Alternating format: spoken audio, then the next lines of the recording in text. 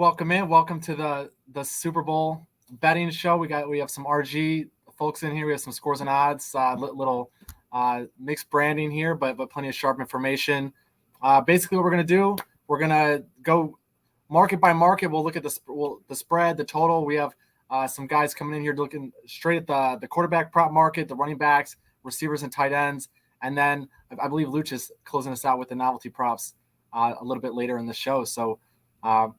We can just some general information about the Super Bowl right now. The line has moved a little bit. We're looking at KC plus 1.5. Philly obviously flipped on that at minus 1.5. The total it opened at 49.5 and is up to 50.5 right now. Before we get into the props, anybody have any general thoughts on the spread or the total? Yeah, I would say that everything I've researched leads me to believe we could have some points scored in this game, quite a few of them. So I'm on the over here. Yeah, I like that take too. We talked about that earlier on our podcast. Check out Food for Thought. It was a good one. But I like the over. I think there's going to be points. And, strength of schedule with the Eagles, we touched on that. They really haven't faced an upper tier quarterback this season. So it should be fun. Yeah, I think for me, and I mean, you can get this on scores and odds, of course, but it just feels like, and then look, it is minus 180. Okay, so I get it, but at points bet, man, Chiefs over 22.5 minus 180. That's like an alt line to me. So where everybody else is, 24.5, 25.5. I think getting them at 22.5, even at minus 180, I take it. And then for me, I think that could be a staple. And I think I did talk about this on Food for Thought as well. I think this could be a staple of any type of parlays you want to get done for this game. And you could easily turn that, minus 180 into some plus money real quickly with the right, props or money line or anything. You start making some combinations on some good props, and suddenly you got 4 props at, plus 105 or something. So that's kind of how I would take that prop. If you don't feel great about your return on the over 22.5, turn that into a nice parlay with some really strong props, and you're going to get better odds. Good stuff. I am curious with the guys who do like the over in this game. The Super Bowl has been notorious in recent years with these teams just start slow, right? We've heard past players, they say it's not quite a normal football game for obvious reasons, right? It's the biggest sporting spectacle in the country for the entire year. But guys don't have access to their normal pregame routines. They get set back into the tunnel. There's this huge media fest before the game. People are on the field. There's the pressure of the situation. We've seen younger players struggle early on in games. Is there any advantage potentially to not betting the over live and then maybe seeing that number cross through 50, 49, 48, 47 potentially if there's a low scoring first quarter? Or do you just jump on it right off the bat and trust your read? I'll go first, and I'd say I'm jumping on it. I get what you're saying. I've thought about that too, but the risk you run is that Philly is a very good first half team. They average over 19 points a game in the first half, and they kind of jump out quick and they bury you, and then they turn to the run. So I'm thinking that they could still jump out quick, but KC keeps pace, and they can't just rely on the run. So I don't know. You run that risk that. And then on the KC side, you're talking about a team that's been here 3 times in recent years. This is the 3rd time. Andy Reid practices this stuff. He's got an idea. This is exactly what he goes over this whole entire week in practices. This is how long the national anthem is going to take compared to a normal game. We're going to practice like this, and this is how long, he's got all this stuff ironed out. So I think they might be less affected by it. So I'm going to jump on it from the beginning, but there's definitely an avenue where you kick back and you wait a couple drives and see what plays out, and then maybe you can get a better number. Can I add one thing here? Because, Chop came out with the crazy tidbit. Something else that Kansas City did this year, I'm not sure if anybody knows. Basically, their practice, it's set up just like the Kansas City practice facility, like even down to the location of the offices. That's an interview I heard earlier this week. So Andy Reid has done pretty much virtually everything he can do to try to keep this team in some form of a normal state, to make them feel like they're in Kansas City. And I guess I'm piggybacking off Chop here, but I think this is probably one of the more explosive Super Bowls we've seen in a while. I think both teams are going to get out to a good start, just virtue of style of play and level of competition. I.e., the Chiefs' defense, I think, is going to be able to yield points to the Eagles early. And I think the Eagles' offense is good enough to where the Eagles haven't seen an offense this good all season in terms of ball distribution, play calling, so forth and so on. So I think those two dynamics working together, the Eagles possibly not being able to get that pass rush going as much as they want because of Mahomes, I think that's going to open up the scoring early here. And then, of course, if we see scoring early, I think we'll see it late because coaches will try and make adjustments, and then, a busted play here, busted coverage here, you got a big play, and then the game kind of flips. So I like the over. Both of these teams can score points, and for what it's worth, I am on the Eagles minus 1.5. Chief, I got to say that hurts, man. I don't know if you can see my Tom Brady jersey here, but I'm still a little bit hurt from a few years ago watching the Eagles take him down. So I'm trying as hard as I can to get behind the Chiefs in this spot emotionally and from a betting perspective, but I don't know if I'm quite there. Luke, did you have anything that you wanted to add before we dive into these player prop markets? No, let's dive into it. I think, they hit on a lot of points that I was going to bring up. I like the over in this one as well, and I think it's going to be a really good game. So let's get to it, my man. Sweet. Well, we love when everybody's aligned on one play. No doubt about that. Chop, we could bring you in first because I know you're the quarterback guru in the NFL. No, I'm not the guru. We've seen some significant line movement with Patrick Mahomes on the passing yards. His number continues to go up throughout the week. Every time I go and check on scoresandodds.com and I look at the different books, the lowest number available is not there anymore. Yesterday I looked, it was at 285, and now I'm looking at 292 on FanDuel. Hurts' number has stayed a little bit more consistent. We're looking at 238.5 on FanDuel, 240 on DK, with the other books falling pretty much in consensus right there. What are you expecting from these guys? Like passing yards, passing touchdowns, anything like that? And in general, just what are you expecting to see from Mahomes with Andy Reid admitting that he's not at 100% health? And, of course, with Jalen Hurts dealing with this shoulder injury late in the season, and we've seen his accuracy decrease pretty significantly across the last few games that he's taken the field. Generally speaking, I think there's an uptick on both these guys in this game. Hurts just really doesn't get pushed very much, at least in the regular season this year, and in the playoffs either. It just didn't get pushed with pace or with competition very much.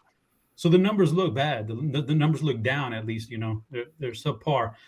And I think KC can push them a little bit in pace, pick up the plays and make them score a little bit more. So a little bit more passing for Hurts. Mahomes, this is, just my thought is that they're going to attack the back end of this defense, and that's how they're going to get it done. And they're not going to waste plays grinding it into the line of scrimmage with Pacheco or McKinnon. So I think Mahomes over props generally are pretty good too. Some of the ones I've highlighted, though, I'll start off with one where, gosh, man, I like this one too. I was on the podcast earlier, and I gave one that I thought was really good. This one, man, I'm feeling good about this one. I hope it don't burn me, man. But Jalen Hurts' first touchdown, over under 10.5 yards, 10.5 yards out. I'm going over that. It's only minus 120. I don't know what you might be able to get a better number than that somewhere, but minus 120 is what I got it at yesterday. All right, like this to me feels like stealing almost. I've got Jalen Hurts. He is a big play guy. When he gets inside the 10-yard line, he is bad as a quarterback, man. He takes sacks. He's not very accurate. He's got like a 70 QBR. It's not good. He's got 24 passing touchdowns this year. Only 7 of them have come from 11 yards or in. That's a pretty big discrepancy right there. So they, when they get inside that 5-yard line or so, it's Hurts running, it's Miles Sanders running, it's Boston Scott. They don't pass a whole lot inside the 5. You'd need this thing, they'd need this thing to fall just like the ball would have to fall between the 5 and the 10 on that drive, and then you pass it in. They can't get it in running, and a bootleg, you hit go there or something like that. But it would take a lot for this to happen, I think. And not only are we getting the touchdown over 10, it has to happen on his first touchdown. So that narrows the field even more. Just the first touchdown has to be over 10.5. Or for us to lose this bet, only the first touchdown would have to be under 10.5 yards. It's just not likely. Like, it doesn't feel like it's likely. Like, 13 of his 24 touchdowns this year outside the red zone. Like, he's a big play guy. A whole bunch of these from 30-plus yards. He's not good inside that number. So I'm taking the over 10.5 yards here, minus 120 on his first touchdown pass. Man, I feel like I'm getting some good odds right there. So that's my first one. And I'll go to Mahomes for you now. I'm gonna go against the grain on this one. And the numbers are 50-50 on this, but I'm going Mahomes over the 18.5 rushing yards. Okay, a lot of people are looking at the ankle. Didn't run hardly at all against Cincinnati, just that last bootleg to get out there and to get the field goal. But I think 18.5 is a pretty low number. He exceeded this number the majority of the games this year. When I look at the Philly defense, they've given up this number quite a bit this year. Actually, I got the numbers right here. They've given up this number in 12 of the games this year, and they've suppressed it 8 times. So, or 7 times. So the odds are in our favor. But what I'm thinking is, my line of thought here is, you got the pressure coming from the ends. That's where they generate the most pressure with Reddick and those boys. He's the best in the game at stepping up in the pocket, finding a little space. 3 weeks now from the ankle injury removed. Maybe he's a little bit more mobile. I need 2 plays out of him. If he steps up in the pocket 2 plays and runs, he can get this 18.5 yards in 2 plays. It's the Super Bowl. I think, we'll have a third down where he needs 7 or 8 yards for the first down. He'll step up, see open field. Also, factoring into this, the Eagles are playing a extremely high rate of man coverage in the playoffs. Why? Because their competition dictates it. The Giants don't have a receiver that really hurts you, so you can play man coverage and not fear that.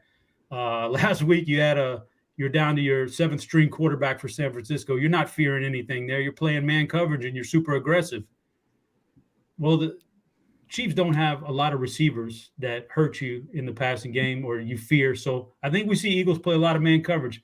That helps rushing quarterbacks. You got your back turned to him, takes off 1 time, 2 times, and I think you hit this prop. So I like Mahomes over 18.5 rushing yards. I'm going to buck the injury that everybody's thinking. Stick with Mahomes, 25.5 completions. I'm going over that.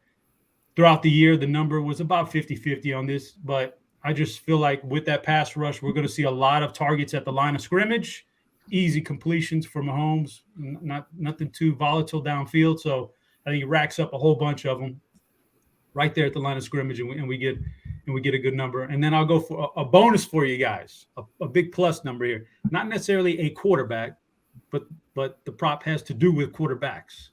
Most quarterback sacks in the game for a defense, Chiefs or Eagles. The Chiefs are plus 140. That's a pretty big number right there, considering that throughout the course of the year, like Jalen Hurts takes a lot more sacks than Patrick Mahomes. A lot. Mahomes in 19 games, 29 sacks he's taken. That's not that much. Hurts in 17 games took 40 sacks.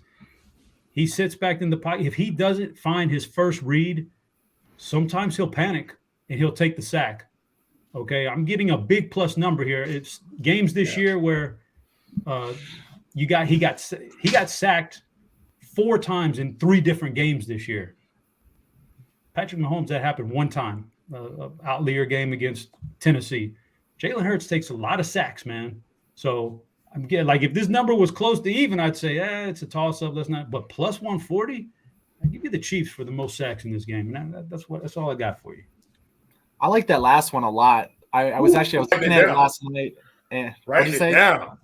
I said that's what I'm writing down in the blue notebook right there, Chop. That's the deep dive right there, man. Whew.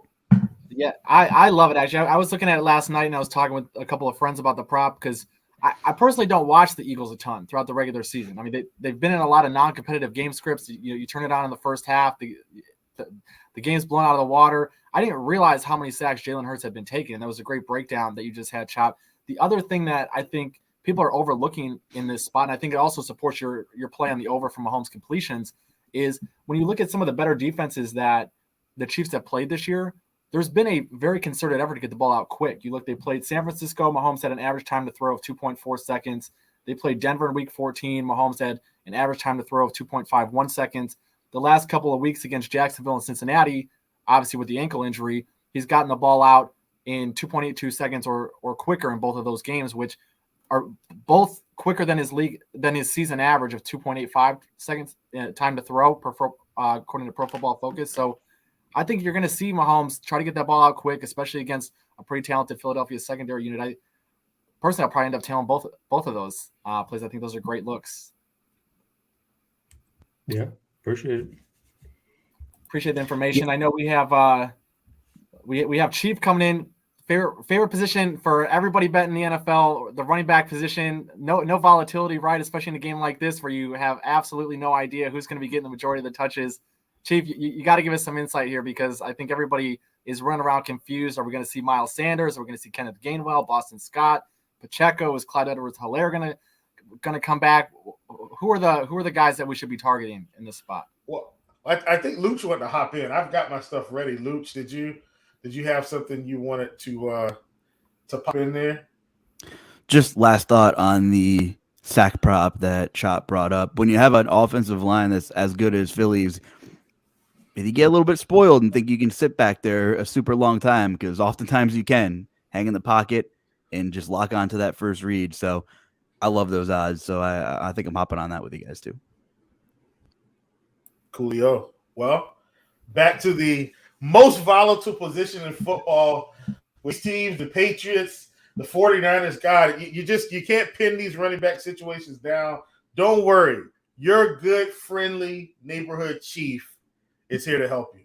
And I'm going to start with some high or plus odds. These are going to be a little bit more volatile, so don't put your big money on these. You just sprinkle this in to get a nice little return. I'm going to start with a weird one, and it's Scott to score a touchdown. And usually I wouldn't really be on Boston Scott props, but folks, I mean, we're getting them at plus 500 most places. I just, with the past couple of weeks, he's picked up a rushing touchdown in the last three games. Two of them were against the Giants. I understand. He picked up one against San Francisco. And instead of playing Russian roulette with these guys, I've got some Gainwell props that I like and stuff like that. But I think in terms of the touchdown props for this team, I mean, we've got Miles Sanders at plus 120, minus 110, plus 127, plus 125, and minus 105 and that's spread between FanDuel, BetMGM, Sugar House, PointsBet, DraftKings. So those are like your odds across the board. But Boston Scott at plus 500, I think that's valuable. That's a valuable prop to get in on. Like I said, you don't have to put the house on it, but I think, a few sprinkles here in that one is really good. So that's my one outlier where it's like, okay, I think because of the odds, we need to get in on it. Now let's head over to what I think the big one is. And this is the one that I think most people should be interested in. And that's Kenneth Gainwell over 19.5 rushing yards. We get him at minus 110 on FanDuel. And yeah, I know we can reference the previous games and say, well, it was garbage time. It was this, it was that. But here's the deal. If Kenneth Gainwell 5 attempts, he's going over 20 yards. Like, he's shown that he can be explosive. This offensive line is going to be pushing guys around. Against the Giants, 5 carries, 35 yards, 12 carries, 112 against the Giants, and then 14 for 48 against San Fran. I know they were up big, but I'm expecting him to get him to be involved in his offense. Another one that you find is you can get the pass or rush plus receiving yards. He's around 33.5, 34.5 most places. I would get in on that one as well. He looks to be picking up 2 to 3 targets a game. And all it takes for him is, one big screen, and he could possibly pick up most of the chunk of his rushing and receiving yardage combined. So I like that one. Now, the other thing about Gainwell too is when you look at separately, you may come out a little bit better. So he's at 19.5 rushing. His receiving yard prop is, I think it was 10.5. Let me check. A 10.5. You can get it at 10.5 minus 125 on points bet. So I do like to kind of break it down like that, because sometimes this combined total, they'll juice it a little bit when essentially you could just take them both and have a better chance to hit them both. But I still like the combined as well. Another one that I like, and this is going to be an under. We've seen his rushing role, if you will, decline over the past couple weeks, and that's Jerick McKinnon. You can get him as high as 21. As high as 21.5 on FanDuel, which is where I would take it.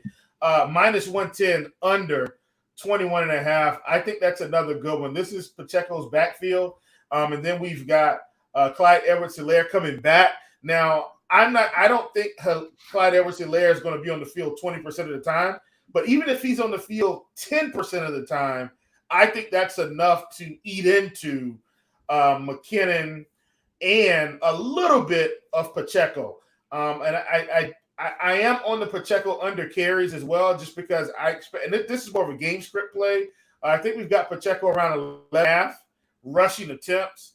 And in my estimation, or just how I see the game playing out, I think the Chiefs are going to be behind in this game at some point, and which is going to yield them to have to pass the ball anyway. So I'm going to lean on the under 11.5 rushing attempts for Pacheco. And then in terms of Miles Sanders is the one mixed bag for me in this game. And believe it or not, I probably feel better about his under receiving yard prop than I do anything, just because he hasn't really been picking up a whole lot of targets in this offense. And in fact, I mean, we've got him at, he's 4.5. I still like the under. He's not getting enough work in the passing game. So I still like the under 4.5. I know he could pick up a screen, take it to the house, but under 4.5 at minus 110, I'm in on it. And those are some of my main props for the running back position. It's great stuff, Chief. I was just pulling up his snap count as well. I didn't realize 3 of the last 4 games that Sanders has played, it's not even just that he hasn't been involved as a pass catcher. He hasn't even been on the field in pass catching situations. He had 9 passing snaps in week 17, divisional round, only 8 passing snaps. And then last week, only 8 passing snaps. So I know there've been some blowout game scripts, and there hasn't been a need to go full throttle with Sanders or with any of those players. But looking at that, and then just looking at the general snap counts, like you're mentioning guys like Gainwell or even looking at Scott, and the snap counts have been pretty equal. And then you look at the numbers on the market, and you have Sanders, like you said, around 60 rushing yards, more receiving yards, and then you have Gainwell in the high teens and the 20s, and Scott even lower than that. So I think it's great information that you're sharing, and I think I'm definitely going to join you on the Gainwell for sure. Hey, can you look up Pacheco while we're at it and talking about running backs here? One more thing. I am so sorry. I'm sorry, guys. Like it's so much, right? I even got to go back. I had this written down in my notebook, and look, man. So you remember I gave you the Boston Scott touchdown prop. I don't know if you guys have looked at this. Does anyone have any idea what his rushing prop is? The lowest one. If you haven't looked it up, don't worry. 5.5 on points bet, minus 135. Like, give me that all day. He's getting 5 or 6 carries a game right now. I'll take over 5. I'll take over 7.5 at minus 125 on BetMGM or minus 140 at DraftKings. Like, I'll take them on all the sports books. I love the over 5.5 at points bet though. Like that feels free. And I remember I talked about the fact that you can get the Chiefs at minus over 22.5 there for minus 180. You can combine that with the Boston Scott prop right now and go ahead and get a nice little juicy parlay going and increase those odds. So I just want to squeeze that in. Sorry, didn't mean to talk so much. Back over to you, my brother. Luch, Chop, do you guys have any thoughts on the running back market before we move on? Yeah, I agree. I agree with a lot of what he said. I feel like Gainwell and Miles Sanders, that duo, is a very, very poor man's version of Elliott and what's his name? The really good back from Dallas. Tony Pollard. Pollard and Gainwell are actually both from Memphis, so it makes sense. But like one guy kind of runs almost like he's stuck in mud, but not quite. Sanders is a little bit better, but Gainwell is explosive. Pollard is so I feel like you get a game like this. This might be a Gainwell type of game where he gets more snaps and more touches because I think he's the more effective back, and this is your last game of the year. Chief, do you have any reservations at all with the snap counts being misleading the last couple of weeks with the 30-point margins of victory? Do you think that contributed at all to the fact that Scott or Gainwell saw more action on the field and maybe we will see more Miles Sanders and less of the other two guys this week? Or do you expect it to continue to be sort of a committee approach in the Super Bowl? I think it's going to be a committee approach. I haven't seen the Eagles commit to one since Shady McCoy. So I just don't see how all of a sudden Miles Sanders gets 80% of the work this week and these other guys get pennies on the dollar. I don't think that's what's going to happen. I think they're going to have packages for all of these guys at some point in the game. Now that still doesn't mean that Miles Sanders can't break one because I don't trust the Kansas City defense, but I don't think Miles Sanders is getting all the work. If I had to, I'd say Miles Sanders is on the field 60% of the time in this game. If I had to guess, like right off the top of my head, straight up competitive game, I don't think he's in 75. I think it's 60. I think that's the number. He has not played more than 40 snaps in a game since week 14, for what it's worth. Sanders. There it is. You could be onto something. There it is. Luch, any running back thoughts? Yeah, I like the McKinnon under rushing yards. I wrote it up on RotoGrinders, I think, today, especially with Edwards-Helaire active. Whether or not he plays, if he steals a carry or two, that's fine. But in most of these closing sequences of the season, except for one outlier game, McKinnon's barely getting actual handoff touches, like rushing attempts. So I like the under 20, 21, whatever it is, rushing yards for McKinnon. I like the Eagles' front seven. It's better than I thought it was against the run. I do become a little wary about the linebackers in like the screen game and things like that. So, Pacheco getting 6 targets last week was eye-opening to me. He outsnapped McKinnon. He got 2/3 of the snaps, and I'm wondering what his routes ran were last week because now, we had that discussion and, you think McKinnon should automatically get the pass work, but are they, there's a possibility that Andy Reid maybe gives the rookie a real bell cow opportunity again against the Eagles, and why not? He's been so good. I don't know. Do you have any of those numbers up, Kamish, for the Chiefs backfield last week? Yep, I am. I'm pulling it up right now. It looks like if there's a discrepancy in routes ran between Pacheco and McKinnon, I'd be more inclined to look at the Pacheco receiving yards total too again. Another thing that's interesting here is like even just on because McKinnon still had 4 targets last week or I guess almost 2 weeks ago now in the conference championship game, but the yards per route run Pacheco was almost double. So you think about the types of balls that he's getting as well. I'm looking if I can pull up a stat for so Pacheco ran 26 routes last week and McKinnon ran 16 routes. Woo. I mean, I think you can there's some merit to looking at the overs for both of them, but that is a massive bump in routes ran for Pacheco off the top of my head than we've seen previously. And his receiving totals at 15 yards, 15 and a half, something like that. So if there's any Achilles heel of this Eagles defense, it's the linebackers, right? I don't know how well they're going to do in pass coverage. Chop said they've been playing a bunch of man, which I think is interesting. Can they, I don't know. Like, how are they going to attack Travis Kelce? Another focal point of our podcast earlier. And you would just think that, time after time, you have 2 weeks to game plan. Maybe you can contain Travis Kelce. I'm kind of segueing into my tight end receiver thing. Sorry, but go for it. He might just be borderline unstoppable, right? But the middle of that Eagles defense, the linebackers. I mean, if you're going to give me 20 Pacheco routes ran, I might actually just hammer his receiving yards prop right now. I really might. Andy Reid's dialing up all kinds of stuff. I think we're going to see more screens than we're accustomed to seeing out of the Chiefs, and that's saying a lot. So, well, Luch, on that end, just because you mentioned Reid maybe going into his bag and coming out with some interesting play calls, Travis Kelce is obviously the big name in the Kansas City pass catching room, and especially with guys going down. I mean, the Chiefs lost Hardman, Smith-Schuster, and Kadarius Toney in that AFC Championship game. Those guys didn't even practice last week. They returned the last couple of days in limited capacity. Where are you looking at this roster? Like a guy like Noah Gray, like where does he fit into the bag of tricks? And when could we potentially see that? If you have any thoughts on him. God, just like flyer first touchdown props. I mean, ball at the 1 yard line. We see some Statue of Liberty, or I'm just kidding, play action type, jet sweep action, and then it's Jody Fortson, right? Here's his like, it's like we're playing DFS Showdown again when the tight ends reign supreme. So, I'm not really looking into those guys outside of complete DFS punts. But Travis Kelce is so integral to your plan when it comes to betting this week, because I do think the Chiefs' success will largely, go hand in hand with the success of Travis Kelce. And,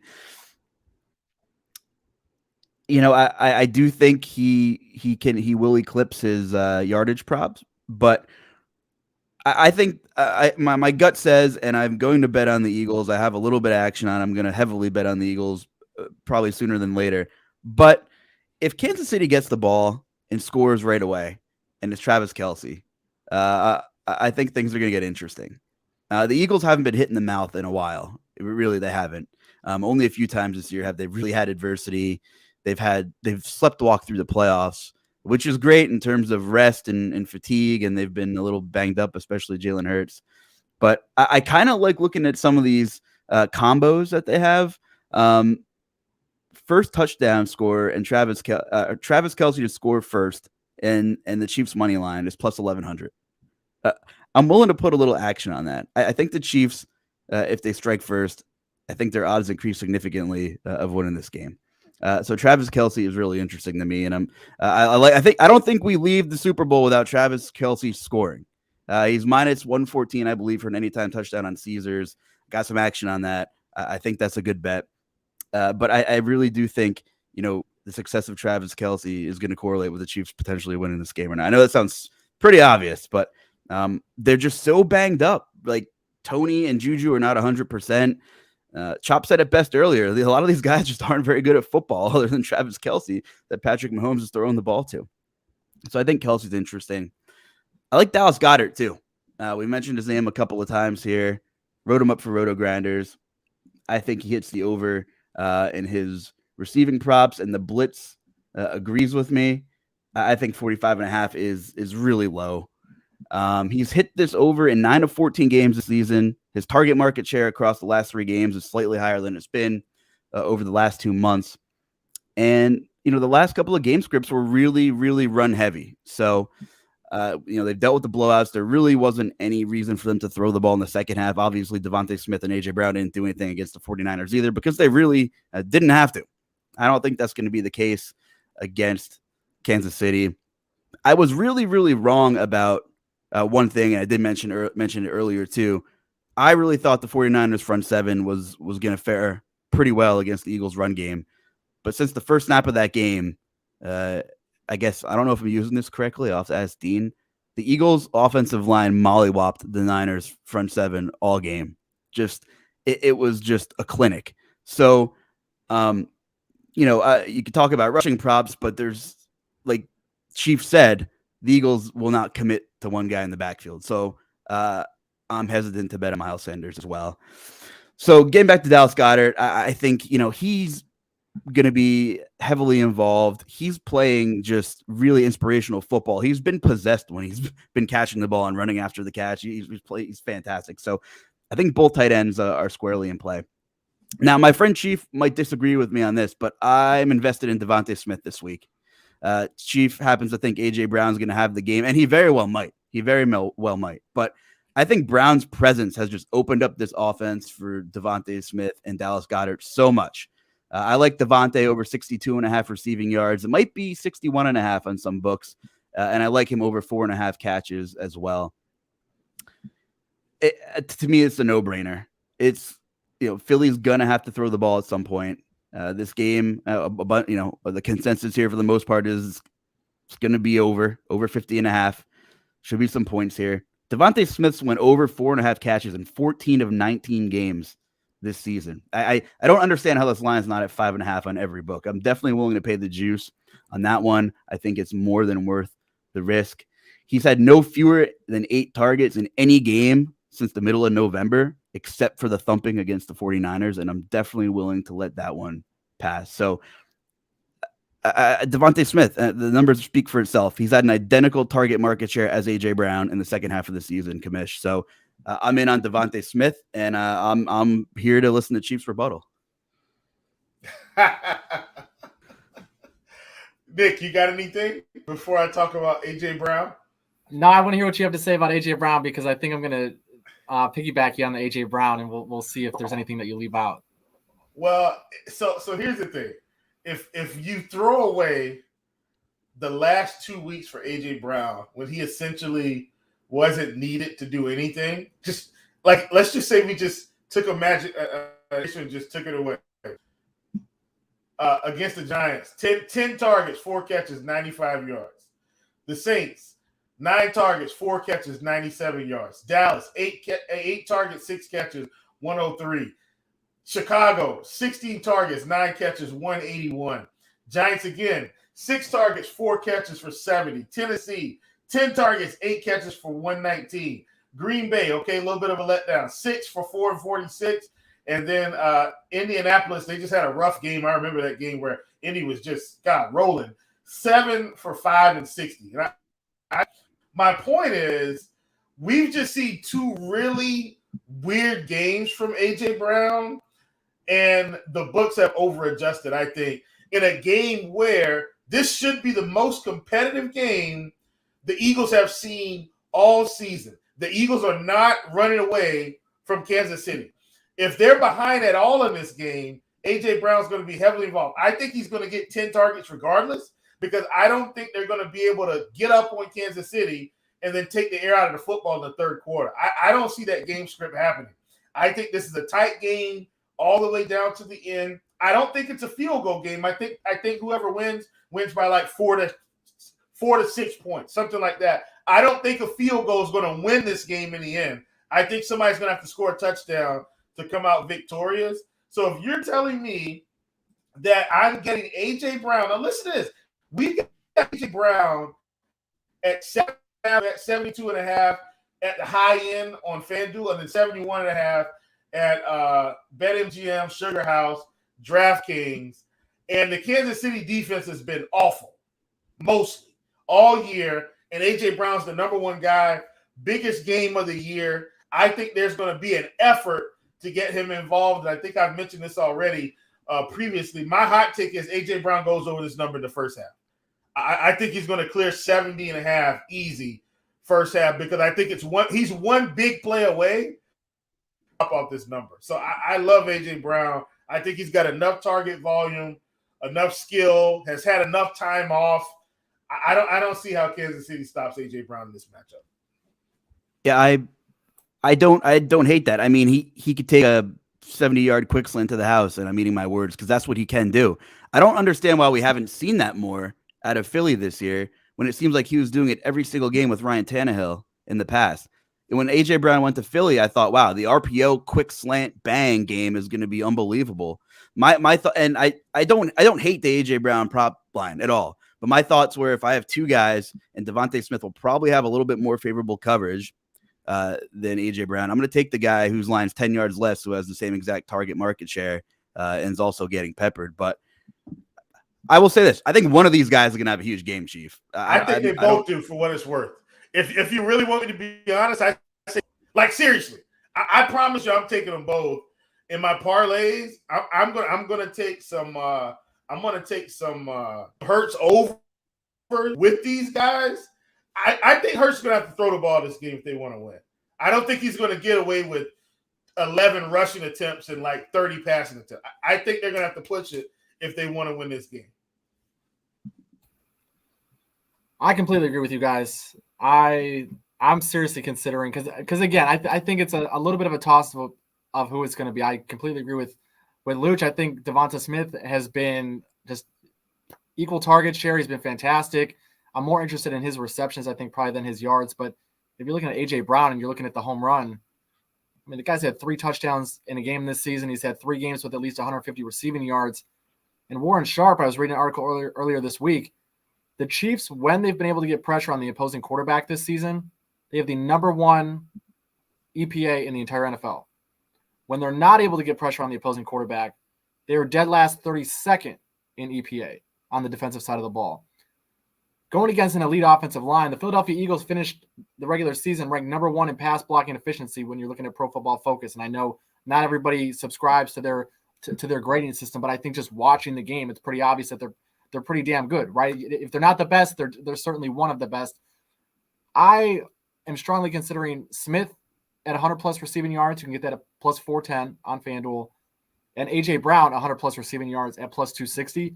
You don't need them both to cash to have some fun watching the Super Bowl. You just need one of them. And like you said, Chief, I think it's undeniable that Jalen Hurts is going to have to throw the football in this game. I don't think he's getting out of there with like 150 yards passing. I don't think they're going to be able to run Miles Sanders into the ground. I think the Chiefs are going to be too well prepared for that. They're a well-coached team, and they've taken some major strides over the second half of the season, especially in the run game. So I don't think Philly's going to run for 200 yards in this game, but I do think there's going to be plenty of opportunities to throw the ball down the field.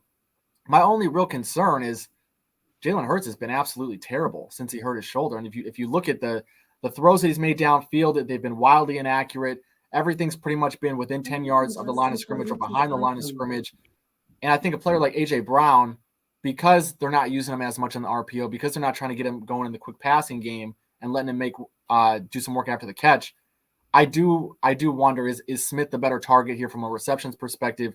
And is Brown the guy where you just need to connect once or twice, right? You might have 2 catches for 140 yards in like an outlier type of performance, which happens in the Super Bowl, right? You need a guy to break free, or like we've seen in the postseason already, teams coming out and they take a deep shot in the first play of the game. The Cincinnati Bengals did it a couple of times where the common thought process is we'll come in, we'll run the ball between the tackles, we'll just get everybody's bodies loose, get them hit a couple of times. If you take a shot right away, I mean, Trent McDuffie's played fantastic, but if Trent McDuffie finds himself in man coverage outside on the first play of the game in his rookie season in the Super Bowl, take it. So that's one spot that I'm looking. Chop, do you have any thoughts on the receivers? I mean, do you want to settle a tiebreaker here? Do you think Smith is a better option? Do you think Brown is a better option? I don't really have. I think one of them is going to have a big game. To sit here and say which one right now, I really can't. I would prefer A.J. Brown, like as far as like just overall his size, strength, who he is as a receiver. I like him, but Devonta Smith gets balls that are closer to the line of scrimmage. And one thing I would touch on is what you just said. Is Jalen Hurts they haven't needed him to throw since he came back from the injury, but when he has thrown, he's been bad, man. He's like A.J. Brown should have had about an 80-yard touchdown against San Francisco. Missed him by a wide margin for an NFL quarterback. The Devonta Smith 4th down reception, that drive should have been over. He way overshot Devonta, and they got lucky that they didn't review that play.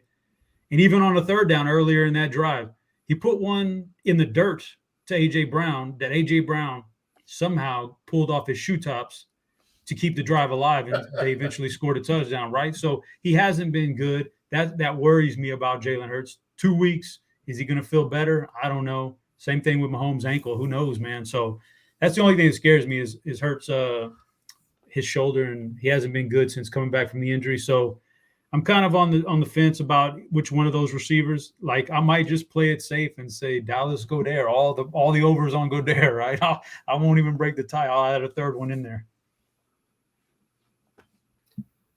Luch or Chief or Chop or anyone, do you guys have any other receivers that you're taking a look at in this spot that you think are being undervalued or just completely overlooked? I mean, I'll give you one name, and I mentioned it to the guys earlier. I'll throw it here just for the heck of it. It's not a guy who's overlooked, but I think somewhere out there you can get Quiz Watkins 1.5 receptions. Whew, I'm hammering the under there. I'm hammering the under right there because, like Lou said, he may get one pass for 40 yards. So I'm a little leery of the yardage prop, but he needs to get 2 receptions to beat me. There's 2 different Quiz Watkins this year. There's Quiz Watkins in all these games where Godaire's been healthy, and there's Quiz Watkins in that little 4-game stretch where Gaudaire was out with an injury, or 5 games, I forget. They're 2 different guys right there. He averages under 2 targets a game with Dallas Gaudaire healthy in that lineup.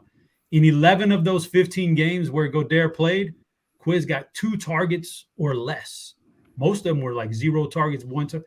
So here's a guy, more than likely, he's going to have to catch his only 2 targets that get thrown to him to beat me on this prop right here. I like the Quiz Watkins under 1.5 receptions. Yeah, he didn't even see a target in the divisional round, and then last week he saw only 1 target. But as you said, the yardage, if he does catch that 1 target, it had a depth of 33 yards. So if he did come down with it, he could have had 1 catch for 35 yards, or if he would have taken it to the bank, it could have been much longer. So that was my guy that I was going to zero in. I think like with Quez, it's the under 1.5. I think is a good look, especially with how little he's been on the field recently. But I also think if you're not 100% confident in the under 1.5, I think you could hit the under 1.5, and you could also hit the over 10.5 and limit your exposure, because I think it's highly, highly improbable that he ends up with 2 catches for less than 10 yards or less than 11 yards in that spot. So it could be a spot where it's sort of a unique way. It's not really playing a middle, but where you could fade a guy and invest in a guy in the same game, take the over on the yardage and under on the 1.5. Or again, if you believe in Watkins, I think we're aligned there. I definitely would take the over on the yardage. And if you don't believe in him, I think I would absolutely take the under 1.5 catches. Or like you might said, hit them both. He's not going to catch two passes for 8 yards, right? He's going to catch something long or nothing at all. So we could actually hit that one big play for, like you said, 33 yards. And then that's all he does for the whole game. And we've hit it both ways. I kind of like to try to middle that thing and hit it both ways. Yeah, and one more guy, Chop brought him up for DFS purposes earlier. Kadarius Toney, 2.5 receptions. It was even money earlier, and that baby's moving. We're starting to get some juice on the over. His role's kind of unknown. I think he has to be a big part of this offense for the Chiefs to succeed. There just aren't a ton of playmakers, and he's like the most gadgety guy that they have. He did see some volume a couple games ago. He's been dealing with an injury too, and he should be good to go. I like the odds of Kadarius Toney cashing at least 3 passes on Sunday. So I think that's interesting. And there isn't really a lot of long-term historical data for the books to go off of because he's missed so much time or he just hasn't played. But I like him in this spot. On that note, I'm curious, you guys, because we mentioned Mahomes' passing yardage earlier just keeps going up and up and up. But then you look down the board, and other than Travis Kelce, you have Schuster, you could get as low as 36.5, MVS as low as 35.5. Toney, you just mentioned, Luch at 25.5, McKinnon's at 20, Justin Watson's at 15, Pacheco's at 15, Gray's at 10.5. Like, these are not guys that are going to be equally involved, right? Patrick Mahomes is not going to have completions to 12 different receivers, and they're all going to have 15 or 20 yards in the game. If you had to bet on one of these guys to go big, who are you taking a look at?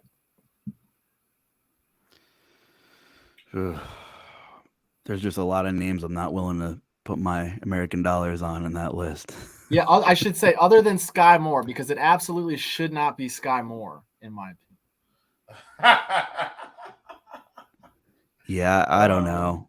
I mean, Noah Gray everyone has found a role once in a while in specific game plans, and I don't really have anything like to back that up with. But some of those tight end screens that picked up a couple chunks weren't all Travis Kelce. It was Noah Gray, putting his ugly head in the mix there and taking some Kelce yards too. So I guess if you're holding a gun in my head, it would be Noah Gray. I'm not playing his prop, but I'm saying his fantasy point prop. For those of you that get on some of the alternate sites like Prize Picks and stuff like that, you get him at like 0.5 fantasy points in the first half. And literally he just catches one ball for like 3 yards and he's over every week. It's insane. Or he's the 2% own min price ish tight end that catches the 3-yard touchdown and he's optimal. So you could jam everyone else in. Totally could happen. Yeah. It's feasible. I think for me, because you did ask about the receivers. So it's weird, right? Because you see Mahomes passing yards every week, and Kelsey has like 80, and everybody else has like 30. And it's so weird. I think if I had to go with one guy, I think it's MVS for what it's worth. Like he feels like the most healthy out of the bunch, but honestly, it's one of those spots where I'm just willing to play Mahomes props and Kelsey props and fade everybody else in terms of yardage. But I don't know which one of these guys really is gonna get it done. I would not blame you. Chop, do you have any thoughts on a Mahomes pass receiver? Yeah, if there's one guy outside of Kelsey that outside of Kelsey, so the guys they've mentioned, Noah Grays, and none of these guys are like going to break things down. Like maybe Kadarius Toney could get multiple touchdowns. He's like, but he's going to hang around the line of scrimmage too. I don't think they'll be going downfield to him. And Juju, I don't know what's wrong with him, man. He's just not been particular. If I would say that is there one other pass catcher that could blow up for Mahomes outside of Kelsey, I think it might be McKinnon. I think that's going to be part of the game plan to really defeat those ends coming off the edge real fast and hard for Philly, is swing it out to the running back. I know Pacheco has, we talked about routes run and all that earlier, but I would still take McKinnon to catch a swing pass out of the backfield for a huge gain in this game over Pacheco, in my opinion. So he's the one guy outside of Kelsey that I think could be an absolute put up a monster game. Monster games I don't see coming from any of the other guys. Like they could be good and they could be adequate, but I think McKinnon, in the right scenario, he could be a monster out of the backfield. We shall see. I know we're coming up on an hour here. Anyone have any thoughts on these defenses or a defensive prop? Like I know we talked about the sacks earlier. Anyone specifically that you're targeting for a sack or an interception before we get into our MVP picks and maybe a final score prediction for this game? I haven't dug completely into the defensive ones. You just gonna have to. I'll get there once we get to Tennessee on Saturday. It's on. But if you can find this one right now, I do like the Chiefs to convert a fourth down. If that's out there anywhere, that's one I'm on for sure. The Chiefs to convert a fourth down at any point in this game. And I know this is really getting into the weeds. If they've got anything out there like more than 2.5 people to throw a pass, like I'm taking the over on that. We already know there's going to be some trick play. Somebody's going to throw like something like that as well. But I haven't checked. Those are just weird things I've been thinking about that I'm going to dive into later in the week.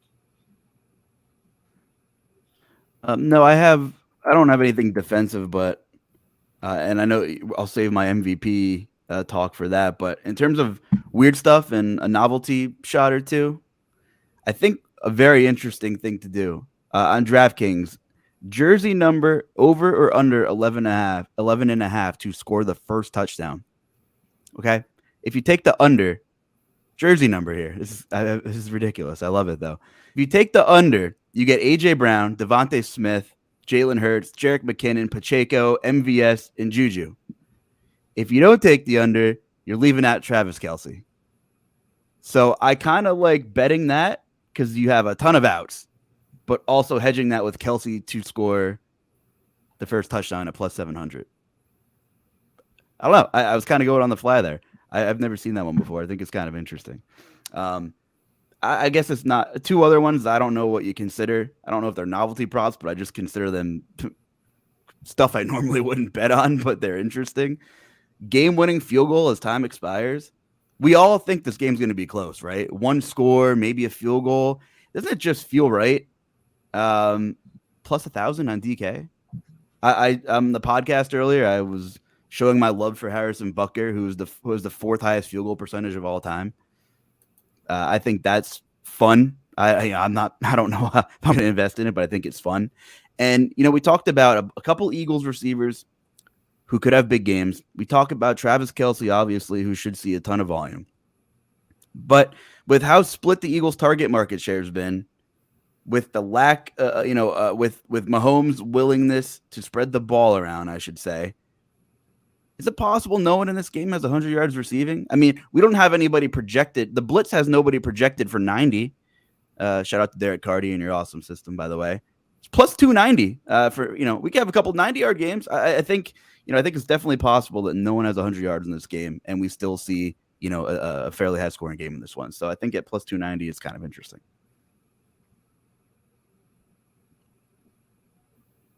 That would be interesting. It would be interesting to see how many points we could get without a 100-yard receiver in this game. Yeah. If Quez Watkins catches a stupid 50-yard bomb, then, you just need some garbage like that. Yeah. Chop, what about you? Any novelty props or anything a little bit off the board that you definitely wouldn't be considering in a regular season game, might not even be available in a regular season game that you're taking a look at? I mean, I'm not betting this stuff, but I've got some pretty good history here of the Gatorade colors that they dump on the coaches, and Chief, you might Gatorade data. 3 of the last 4 Super Bowls they dump blue Gatorade on them. So I don't. But then we got the Eagles. Analytics, by the way. This is what when you hear that term thrown around. Yeah, this is what that is. This is what it is. The last Super Bowl the Eagles won, it was yellow green, and for the NFC Championship 2 weeks ago, it was yellow green. So if you like the Eagles, you might want to go yellow green on your Gatorade dump. Yeah, I like it. I think I've got one. This novelty. I don't consider it novelty, but it's an outlier. I just think we got good odds on it. And you can get this one at BetMGM. Just in terms of interceptions, you're getting Jalen Hurts at plus 115. And look, man, this is the Super Bowl. We've talked about some of his inaccuracies. And, interceptions are weird, man. One tip at the line, ball in the air, bam. Interception. The quarterback didn't really do anything. It's just a lineman tipped it. So I'm going to get in on that one just at plus size at plus 115. That's one I'm on as well. The Chiefs finished the regular season 5th best defensively interception rate as well, for what that's worth. Yes, plus sir. I hate that. Well, guys, let's get into the MVP talk here. Last 21 Super Bowls, quarterbacks have dominated, but I don't think as much as the general public thinks. I think every year people are like, who's going to win the Super Bowl? And everybody's of course, it's going to be a quarterback. Only 13 times in the last 21 years, so about 62% of the time has it been a quarterback. We've seen a receiver win it 5 times, and then we've seen a defensive player win the award 3 times in that span. The market in this particular game is screaming just Jalen Hurts or Patrick Mahomes. Everybody else, if you're looking at MVP odds, whether it's on FanDuel or on DraftKings, has, except for Travis Kelce, or even Travis Kelce now is regressed to 16-1. So Kelce is the next shortest odds at 16-1, and then A.J. Brown at 18-1, and then you get into the running backs and some other defensive players and people like that at 25-1 and longer.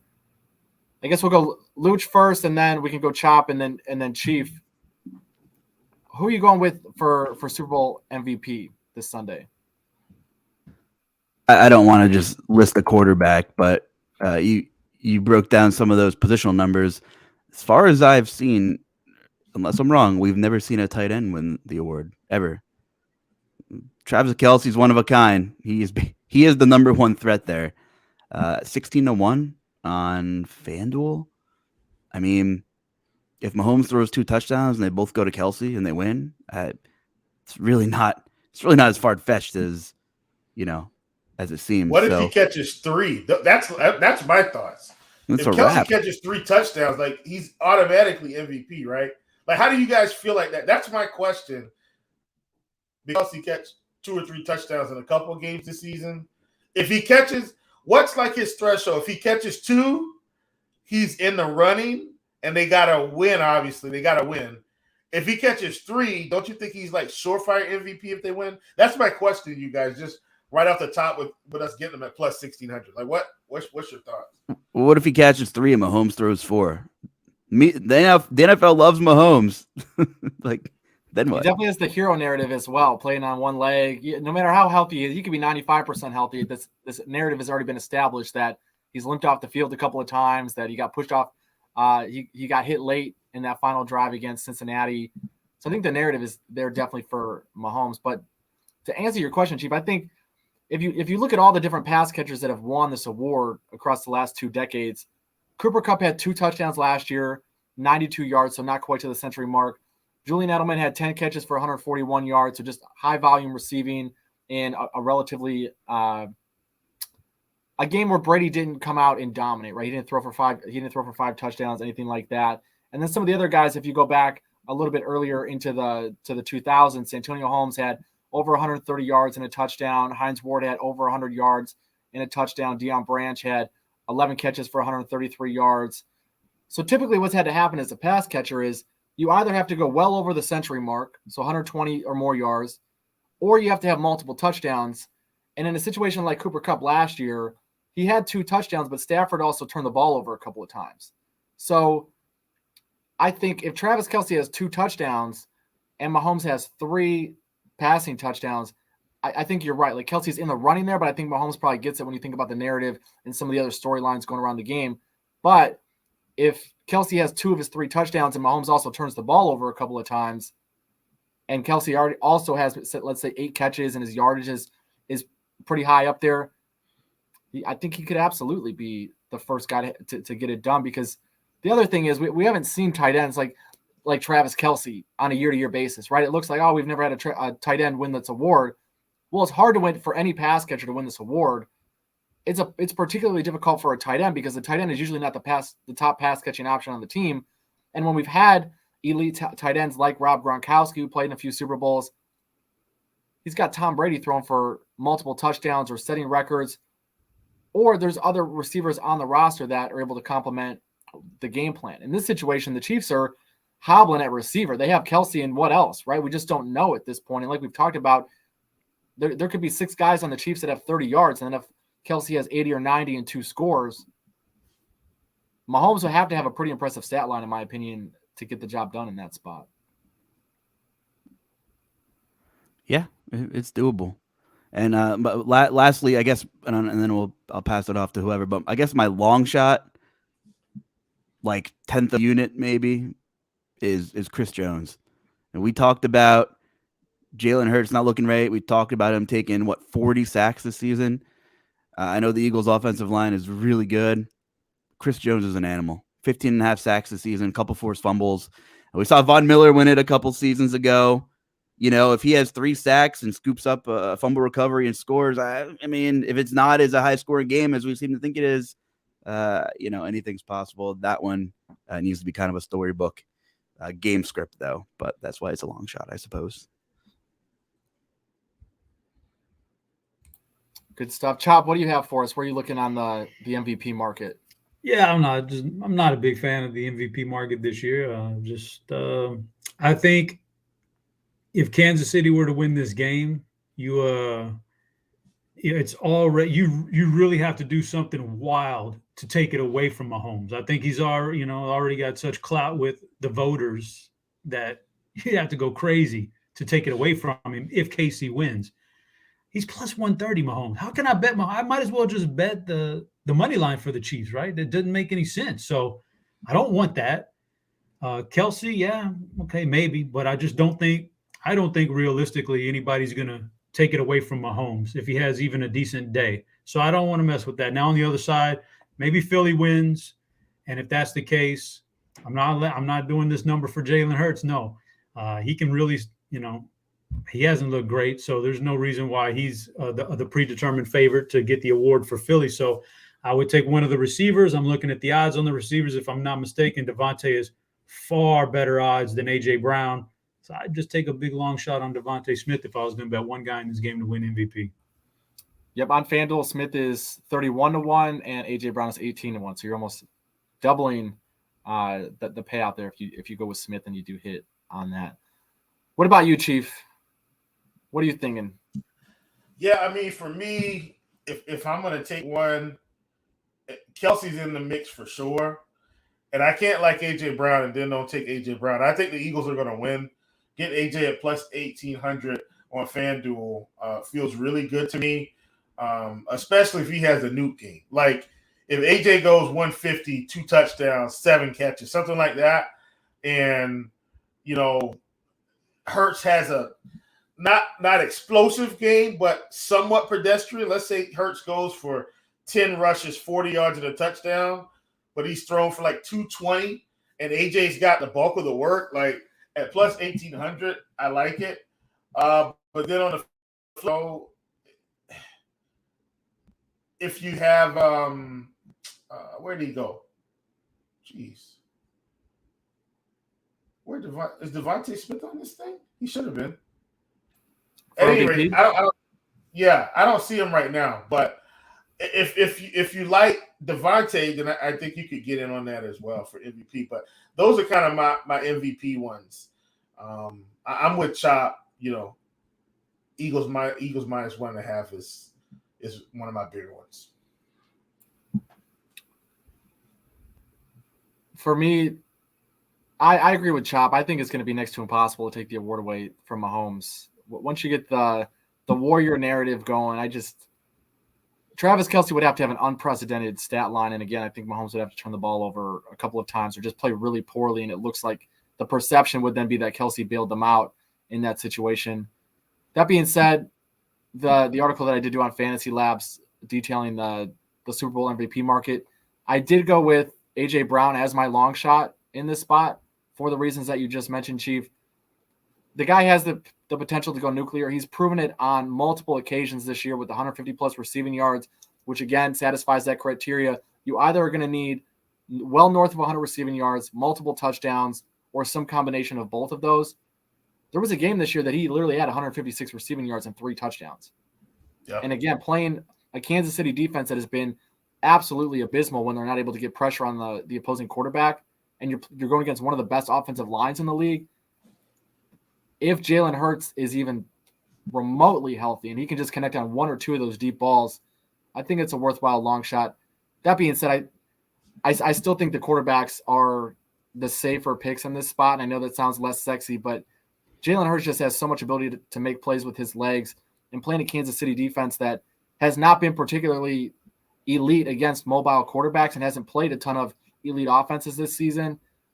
I could see Jalen Hurts having a rather pedestrian passing stat line with, let's say, 200 yards, 2 touchdowns, and then he adds another score with maybe 60 yards on the ground or something like that. If Jalen Hurts is able to get to like 300 combined passing and rushing yards with 3 scores in combination with his legs and through the air, I think it's going to be hard to take it away from him too, right? Because he's got the narrative of this revenge narrative or whatever you want to call it, where he went from is he the future of the Eagles to all of a sudden he's got the Eagles in the Super Bowl and they haven't lost with him healthy this season. So I would A.J. Brown is my long shot, but I think it's going to be difficult for me to go against Jalen Hurts if you are betting the Eagles in this spot. But I'm also with Chop. This is not a market that I'm going to lay anything heavy into. I think this is just a fun spot. If you have some fun money laying around, this is something that maybe you throw a few dollars towards. I think maybe you're onto something there, and I think it's we talking through this, Chief. We talked about all the volume that A.J. Brown's getting, all the volume that Devontae Smith's getting. These guys are accounting for like 60% of the target market share. And then it's Dallas Goedert, as Chop was talking about quite a bit today, is basically those 3 guys. And none of these books have a 6.5 reception line on any of them. And they're split between 5.5 and 4.5. So I guess with all the volume, and we have no one with reception totals, no consensus 5.5 lines on any of those 3 guys, and nobody at 6.5. Maybe go hand in hand with what you're talking about a little bit there, Kamish, that maybe Hurts has kind of a pedestrian game through the air, or maybe slightly above average, and gets done with his legs. And we also talked about that maybe he's just not still right. So interesting stuff there with, a lot of hesitation across all the sports books to really not put any one of these guys at 5.5, despite the crazy volume and the stranglehold on the target market share those three guys have in the Eagles teams. As we talked about, Quez Watkins is like one catch boomer bust. The real question is how many of those bombs would Quez Watkins have to catch to win Super Bowl MVP? He's at I don't even know if he's 120 to 1 to win MVP today. So if you're betting the over 1.5 receptions, you might as well just go and bet him to win Super Bowl MVP, because if he has 2 catches for 160 yards, he's going to throw his hat in the ring. I'd rather bet on the worst golfer at the Waste Management Open at 120 to 1. I'd rather bet on Mecole Hardman and just hope a zero gets the MVP. Some other long shot lines. I know, Luch, you mentioned that you have an affinity for Harrison Butker. He's 280 to 1. If it just turns into a field goal game, they can't get into the end zone. That would probably be the wildest game script that we would ever see in Super Bowl history. If a kicker ever legitimately threatened to win the award, like 8 field goals or 9 field goals or something like that, would be absolutely insane. Guys, any other thoughts on the player prop market? Anything related to this game? Otherwise, we'll go around the horn once, just final score predictions, and we'll get out of here. I'm good. Cool. Well, Chief, you want to start us off then? What do you got? I know you're on the Eagles -1.5. What's your final score prediction? 31-27 Eagles. Luch? 30-28 Birds. Chop? 31-24 Chiefs. Contrarian. I think right now I'm leaning Eagles. I think I'm going 30-24 Birds in this spot. I think it goes over. And I think Philly. We're all pretty close though. We all got about the same idea about the game in the end, like one way or the other. Yeah, I like it. Cool. Well, appreciate you guys having me on. Looking forward. I don't know if you guys are gonna be in Nashville this weekend, but looking forward to enjoying the game and hanging out with you guys. And appreciate everybody who tuned in. I'm sure this will have plenty of playback over the next few days. And if you guys have questions, I know all of us are on Twitter. Feel free to reach out. Hit us with questions in the comments. All of that good stuff. But other than that, I know we have some articles that are out there right now. I know we had I think Charlie had a novelty. Charlie had a novelty props article that he had put out there. I know I have some content on each individual player prop market that we're putting out Fantasy Labs, going market by market, QBs, running backs, receivers, tight ends, stuff like that. Any other work that you guys want to plug before we get out of here? Food for Thought podcast. Check that out. Food for Thought podcast. Go back and listen to the old ones too. Those are just great conversations. Skip to the end if you just want the food recommendations. No, we have a ton of Super Bowl content. I know you're modest, but you're pumping out a lot of good work Super Bowl wise for us too. Props and picks, the whole 9. We have a couple of staff best bets articles coming out on Scores and Odds and on RotoGrinders. So if you want to see some more from Chop and Chief and the rest of the crew, just stick with RG and Scores and Odds and hit that like button, like and subscribe, and check out Food for Thought. That's all I got for you. Awesome. Well, appreciate you guys as always. It's always fun getting in here and chopping it up, especially last game of the football season. Hopefully we get to do this a lot more again next year. Like Luch, like you said, maybe a draft special or something like that. But we'll get out of here. Appreciate everybody tuning in. Like, subscribe, all of those good things. And we'll see you soon. Good luck on your bets this weekend.